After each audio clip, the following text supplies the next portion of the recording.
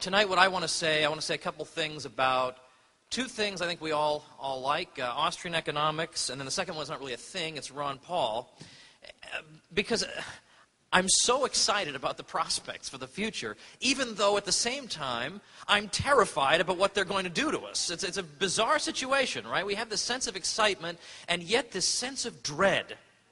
Well, what pleases and excites me about what Ron Paul has done, I could spend the whole night talking about. But there's one theme in particular I'm happy about, and that is that he's broken through the silence about the Federal Reserve System.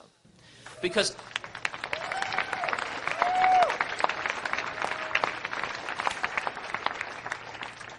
there have been people in the past who have written books on the Fed, who have talked about the Fed, and they've by and large been ignored or relegated to obscurity, and that's been the end of it. Now we have Ron Paul, who's been an outspoken opponent of what the Fed has been up to. He's got a best-selling book out now called End the Fed. This has never happened before. I mean, I think we need to pause and appreciate the significance of this. This has never happened before, anything like this. Central banking is one of the great third rails. In fact, it's not even a third rail. It's the rail that does not exist. It is the rail that is not to be mentioned. It is the rail about which you are not even entitled to an opinion, because your wise overlords are taking good care of you and your supply of money. And yet this man has stood up and said, I don't believe any of it. It's all propaganda. This is extremely significant for the future, that from now on, it will be much more difficult for the authorities to claim that an economic downturn just occurred entirely spontaneously, or because, of course, of the greed of the private sector, and have the Fed's machinations be blamed on the free market. It'll be much harder to do that in the future. And we are, of course, being told, well, the private sector just went crazy. It was just all about greed. I wonder why these people never bother to ask themselves why greed seems to appear only in sudden cyclical clusters. Like, why wouldn't we always be in a depression if that were the explanation? Well, Ron Paul has blasted through this whole thing, and that's why it was wonderful for me to see this montage here of reminiscences, particularly from the Rally for the Republic, because here's a guy, Ron Paul, who tells the truth. He goes unheralded, being ignored, despised by the Democrat-Republican establishment for decades. Now, he can't be bought by any lobbyist. He consistently votes on principle. He's obviously a regular guy as opposed to the stooges they usually give us in this system. And then about 1 year ago, he steps out to this, 10,000 plus regular Americans, not political hacks, traveling across the country to cheer him. That was one of the most moving moments I can recall in many years. And it was very difficult to do that, of course, because all the hotel rooms were taken by the Republican convention. Everything was taken by the Republican convention. So how was this even going to be possible? But yet we thought with the Ron Paul people, somehow it's going to come out. It's like Homer Simpson, when he's got to take that exam for nuclear physics, and he's woefully unprepared. So his study strategy is, well, during the exam, I'll hide under some coats, and somehow everything will work out.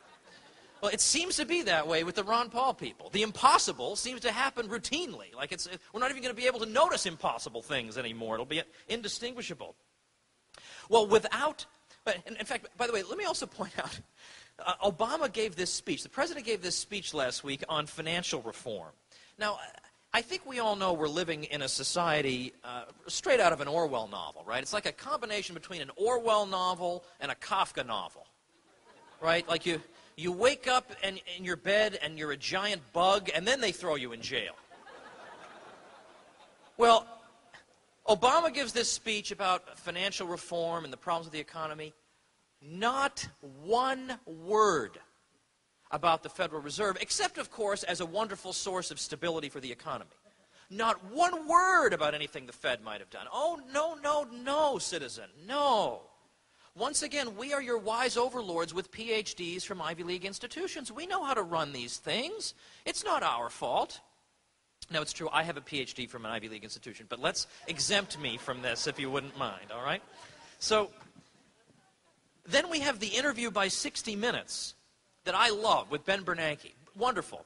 The guy's walking through the Fed building, and he's looking at the great seal of the Fed, and he's saying, oh, wow, they don't build buildings like this anymore. I mean, like, just stupid, creepy propaganda, nothing, right? Straight out of Pravda. And then he gets Bernanke there. And now you could ask Ben Bernanke a lot of things. You could say, hey, Ben, how come you thought there wasn't any housing bubble? How come you thought the housing crash would be over by December of 2008? Or how come you told us that your regulators had investigated the mortgage market and found that lending standards were better than ever? I mean, how come every single thing out of your freaking mouth is dead wrong?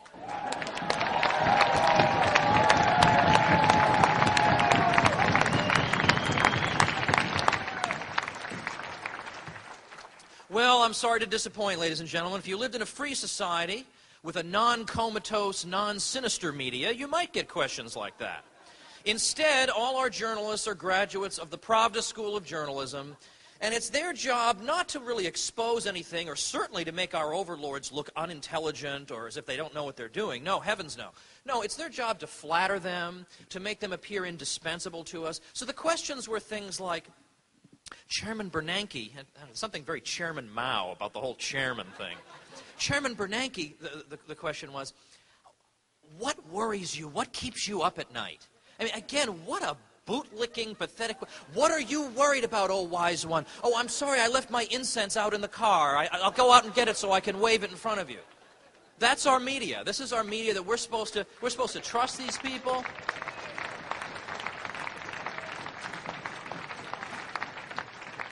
But they're still trying to put over this conventional wisdom on us, that the Fed was just innocently standing by and suddenly an economic downturn occurred, right?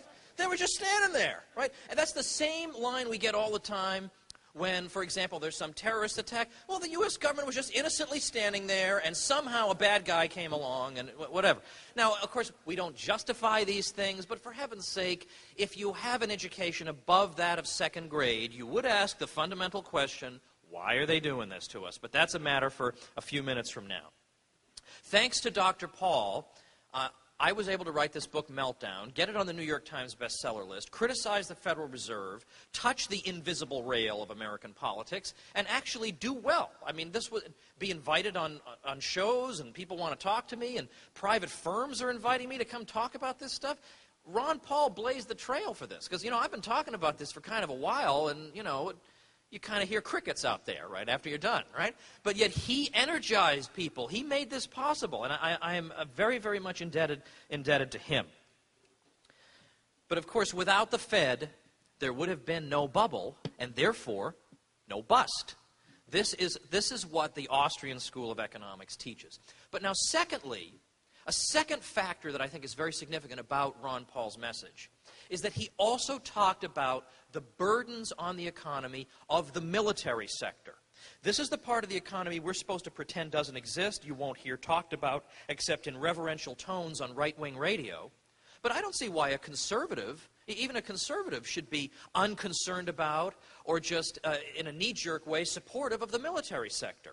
If you actually look at these budgets and the way the money is spent and the way the contracts are written up, any supporter of the free market wants to run screaming from the room. It is a disaster. In fact, if you look at, for example, the way the Pentagon works, they use typically something called historical costing. So they'll go to a firm and they'll say, here, you produce us this tank, and then the firm produces the tank, and whatever, even if the tank's cost goes over the initial projection by, let's say, 3 times, they take that huge figure and use that as the benchmark for the next time they go and build a new tank. They say, all right, well, this is about the right price for it. So there's a natural ratcheting upward in the prices that the Pentagon is prepared to pay for all these things. And so naturally the firms that cater to this think they died and went to military destruction heaven, basically. I mean, they can't believe that they're getting away with a racket like this. But when you think about what the effects of this sector have been on our economy, they're very significant. Kept mentioning this figure of $1 trillion a year to maintain the empire. And to arrive at that figure, you can Google Robert Higgs, and $1 trillion defense budget and that sort of thing, and you'll see an article laying it all out. But you don't just add up the Department of Defense budget. You think they're going to be that straightforward about it? Of course not. They've got basically aspects of defense in the Department of Energy and other departments and Homeland Security. I mean, what is Homeland Security, after all, if not defense, presumably, right? It makes you wonder, what's the Department of Defense been doing all these years if we need a whole new agency to defend the country, right? I mean, what kind of an interesting thought. But you add to this, so all these other departments, you add in the share of interest on the national debt that's attributable to military measures. You add in all the supplementals. Basically, what you need to do, a good rule of thumb, according to Dr. Higgs, is take the Pentagon budget and double it. And that's about what you're really spending. But then consider the hidden costs. Ever since the end of World War II, it's fluctuated somewhere between 1/3 and 2/3 of all our research and development talent has been siphoned off into the military sector, even at a time when the U.S. government had command of 6 tons of TNT per person on Earth. Now, presumably, with that, you could kill the person many, many times if he came back as a zombie. But otherwise, presumably, this would be too much, okay? I mean, this is obviously some profiteering going on. This would be a little bit too much. And again, if you look at the revolving doors of Pentagon consultants and defense firm executives, and and the media, and they just revolve, and they all do very, very well. And there is nothing free market or conservative about any of that. It's all a disaster. Think about where a lot of this research talent might have gone if it hadn't been spent on a lot of these sometimes extremely harebrained projects. Or think about the consequences for the private sector when the Pentagon becomes your major client. So take, for example, the once robust American machine tool industry. It was the envy of the world up through the 1960s. Then the Pentagon became the major customer of the American machine tool industry, and we began to see a decline, a major decline, in favor of, instead, European and Japanese machine tool manufacture. And why is that? Well, one of the reasons is, when the Pentagon is your major customer, you no longer really have to worry about cost minimization. The Pentagon will come up with the money one way or another. That is not the primary concern. The primary concern is, can you deal with the fact that we're going to be changing our requests every 3 hours? Can you deal with the various unusual requests we might make? Do you interact well with the military community? Cost is way down here. They'll get the money somehow. So this perverts the way the private sector normally functions, such that instead of being cost-minimizing firms, these firms become cost and subsidy maximizing firms, so that when they try to go back into the private sector, they don't even know how to do it anymore. So, for example, in the machine tool industry, the big thing by the end of the 60s was something called numerical control machine tool technology. Well, Americans started to develop numerical control machine tool technology, but they developed it in such a way that it was so expensive, the only people who could afford it were the Pentagon. Nobody else could afford it. Whereas the Japanese and the Europeans, they produced affordable numerical control machine tool technology, because they're not operating under these perverse consequences. Or I love when a lot of times these defense firms have turned to try to produce mass transit systems. Oh, that's been a super, super thing. Grumman, for example, produced buses for New York City that broke down so often New York City had to sue them. Now, when something is so bad in New York City that even the New York City government thinks it's bad, it's bad. But there are other examples as well that we could go on along these lines. It is incredibly, incredibly wasteful beyond any stretch of our imagination. And yet, it's to hold up an empire that is counterproductive, not in terms of the people who make careers running the empire, but in terms of the interests and the welfare and the wealth of the American people. It is counterproductive in every way. So we're not like we're blowing the money, but at least they're keeping us safe. We're blowing the money, and it's making us worse off by stirring up hornets' nests all over the world. Now, again, I realize that if you've spent your whole life just listening to Mitt Romney speeches, this will seem like heresy. However, Mitt Romney is a plastic man who has no brain.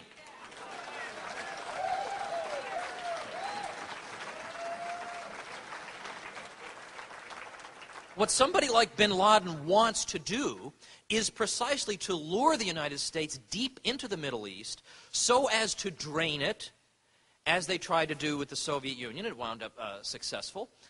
They just want to drain the U.S. so as to get the U.S. out of the Middle East so they can carry on with what their interests are.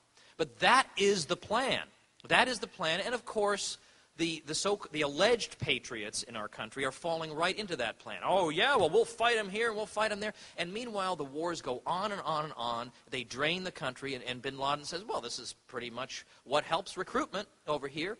Because if, I know we get told a lot, and I've read all the stuff about Islam everybody else has read, but I know we get told a lot that, they're going to hate us no matter what we do, and so, because we're wearing blue jeans, and we drink beer, and we have barbecues, and we march against breast cancer, and they hate all these things, right?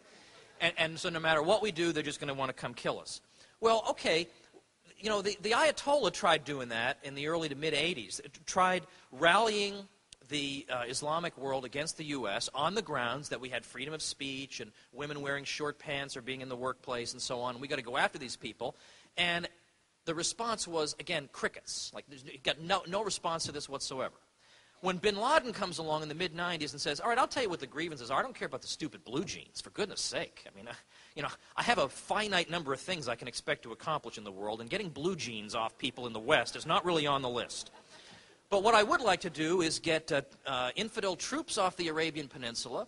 I'd like to get these sanctions lifted off Iraq. And he's got this long list of things that involve interventions in the Islamic world. And that is what brings about recruitment. When you talk about blue jeans and freedom of speech, nothing happens. So the question becomes, is this good or is this bad? You're not supposed to ask this question, folks, but that's what Ron Paul does for a living. He asks questions that nobody wants him to ask, and that they exclude him for asking. And I'll point out, by the way, with regard to Afghanistan, that now that George Will has even said, maybe this Afghanistan thing is a hopeless cause, trying to impose a democracy in this country, in a country that has never allowed any occupying power to make any progress whatsoever. Maybe this is not that smart a thing to do. It's just going to go on forever. And then Tony Blankley is now publicly hinting and privately coming right out and saying, oh, we got to get the heck out of here. I think it's now safe politically for people to come out and say, I think we got to just get out of there. When George Will and Blankley say this. Blankley's with the Washington Times. He had a book earlier this year calling for the reintroduction of the military draft, the peacetime draft, that people should be drafted in peacetime. So when he says it's time to get out of Afghanistan, again, I think it's safe. You don't have to worry about, gee, should I run a poll about this? I think it's safe to start talking about it. Now, getting back to the Austrian school, I think most of us in here know what I'm talking about, but just in case you don't, this is a school of economic thought that is the oldest continuously existing one in the world. It numbers among its members Ludwig von Mises, F.A. Hayek, and Murray Rothbard, and then older people like Karl Menger and Eugen von Bombawerk. Now, at the Mises Institute, we even have, this is how dorky some of us are, we actually produce T-shirts with economists on them. And I'm not kidding you, I have an Eugen von Bombawerk T-shirt. This is not a joke, all right? Oh, good, let's hear it for Bombawerk. Good man. Great capital theorist, right. Well, the Austrian school has been getting a lot of interest lately because people who belong to it or are influenced by it seem to have been the ones who had the most clue about what was about to happen. Same thing in the 1990s when everybody told us, oh, it's a new era. In fact, even Alan Greenspan said, in this era, booms don't have to be followed by busts.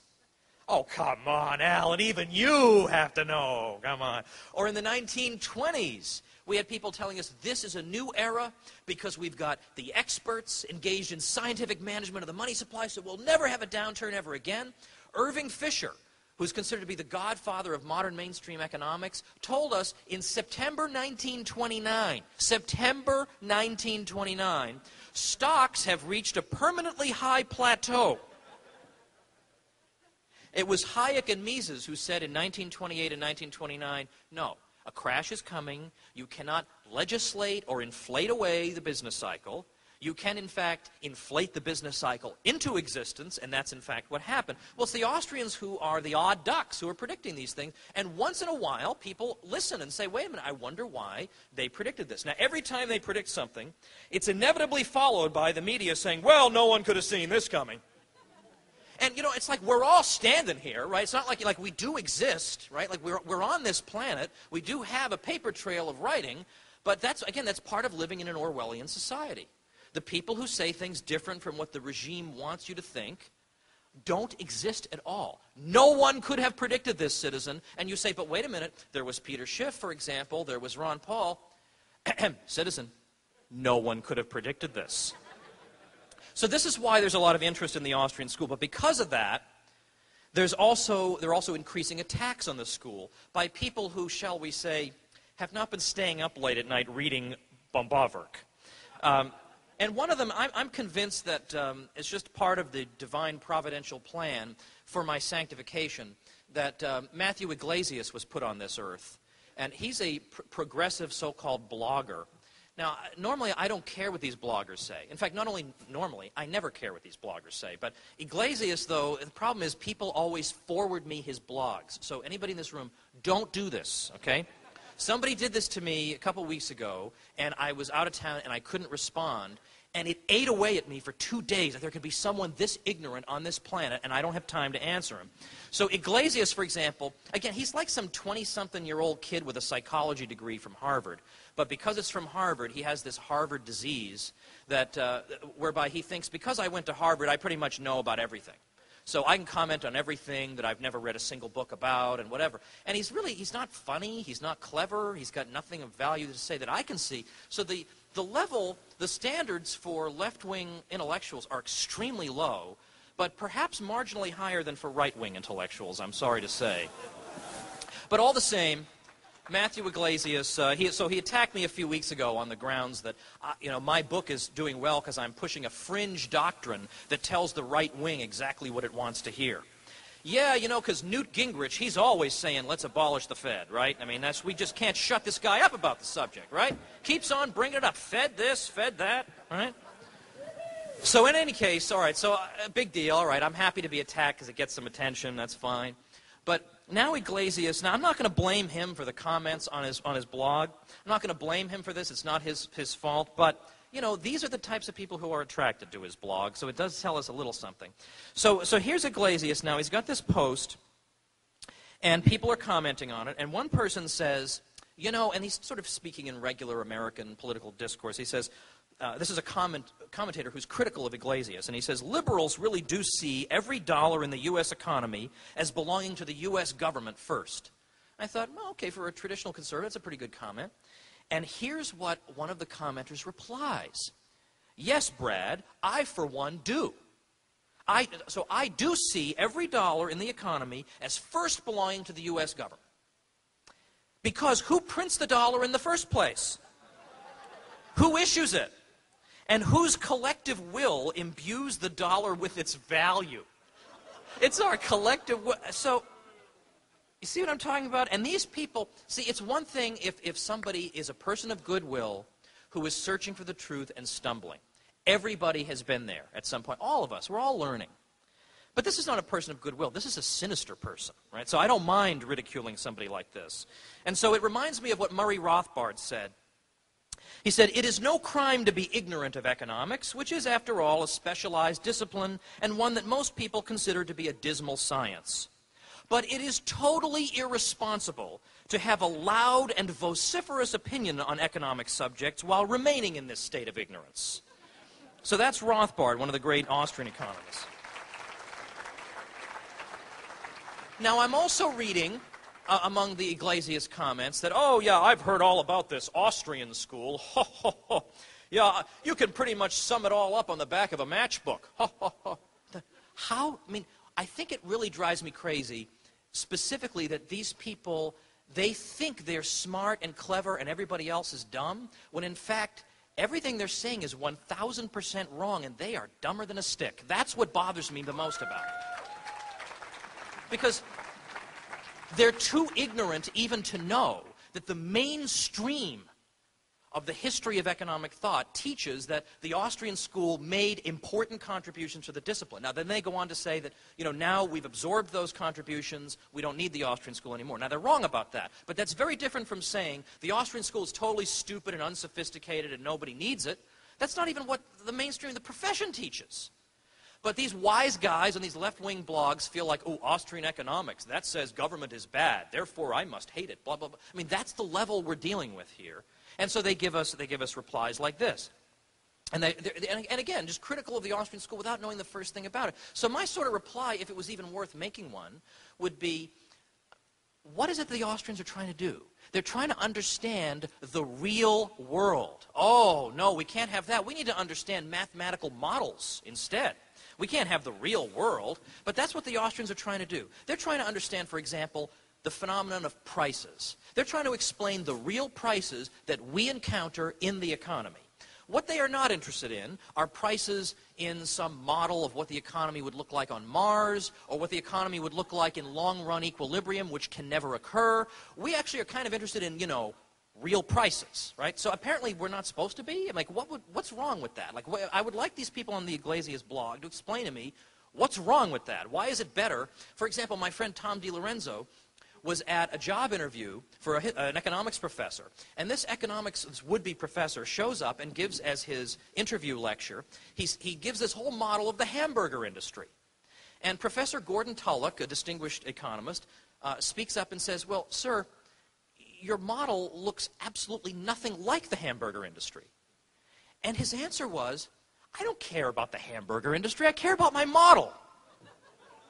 I mean, this is something I'm supposed to have superstitious reverence for instead of the Austrian school? The Austrian school is teaching real stuff. The Austrian schools, the capital theory, the monetary theory, it is all far more sophisticated and realistic than any of the crazy models we read in the mainstream of the profession. In fact, they've done a study as to how many people read the typical article in the American Economic Review. You have any idea how many people read the typical article? 2.5. No joke. It is so full of impenetrable jargon and math that they have made the journal unreadable. What was once a small cultish part of the economics profession that believed that economics should be like the physical sciences and should be suffused with math, that was a cultish, weird part of the profession. They've now taken it over to the point that nobody even reads the stuff. And so if we exclude the editor and the author of the article, we're now down to half a guy running around reading articles in this thing. And again, I'm supposed to be intimidated by this? Give me a break. Now, for those of you who are interested in this and say, I want to know more about this, because I want to know the truth, I'm sick of being lied to, I'm sick of the propaganda, I want to be able to cut through it, I want to share this with my friends and family, but yet you feel like I don't know where to start, right? There's so much out there, I don't know where to start. I may sound like a broken record, but what a lot of times I do is I tell people, I prepared a couple of reading lists for Campaign for Liberty to help people, especially who have limited time. I'm not going to say, hey, here's a 1,000-page book for you, talk to you next week. Nothing like that.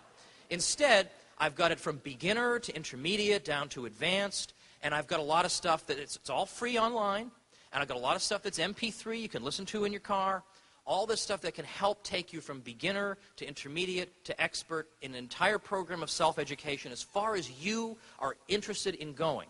And if that interests you at all, and I make no money from this, by the way. There are no funny links in there that send me money. If anything, the money goes to Campaign for Liberty if you order them from Amazon. It doesn't go to me. But you can access them. Just go to tomwoods.com, click on the articles page. And the third item down or something like that is links to these lists. And it can help you. And I'm telling you, all you need to do is read a little bit, and you're going to know a ton more than anybody else. Because most people are speaking out of, not their mouths, we'll say. Maybe out of their noses or something.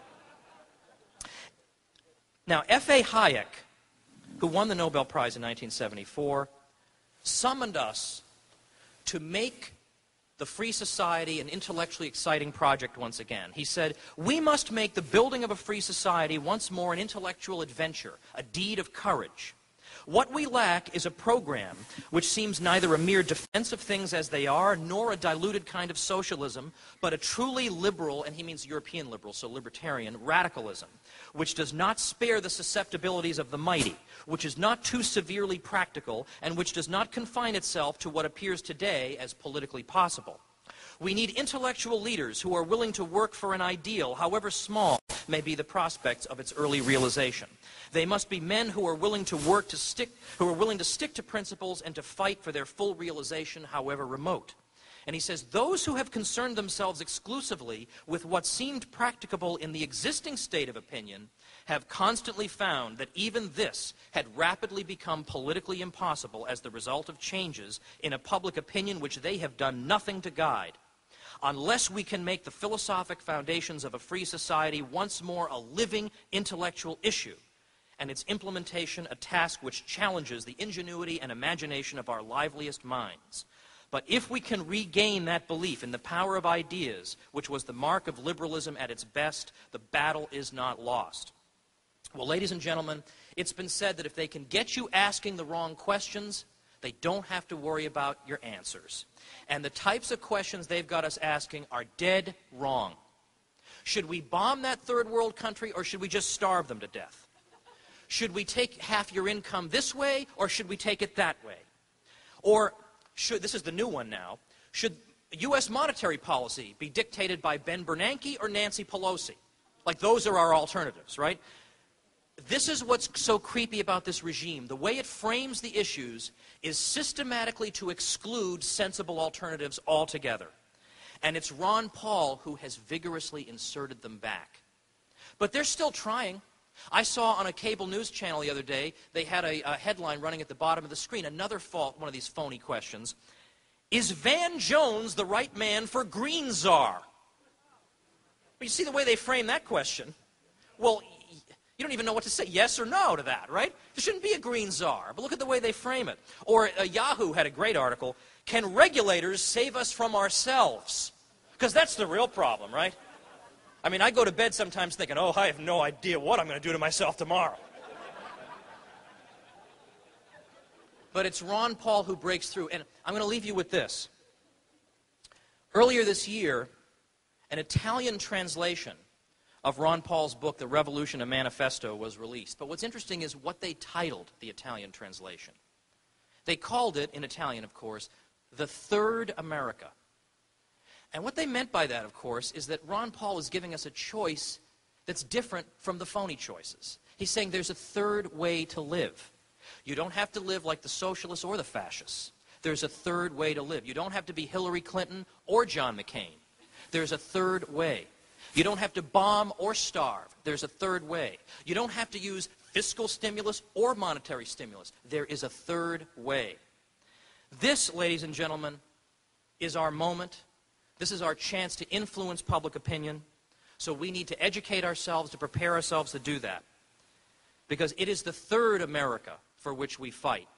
And incidentally, the third America happens to be the real America. Thank you.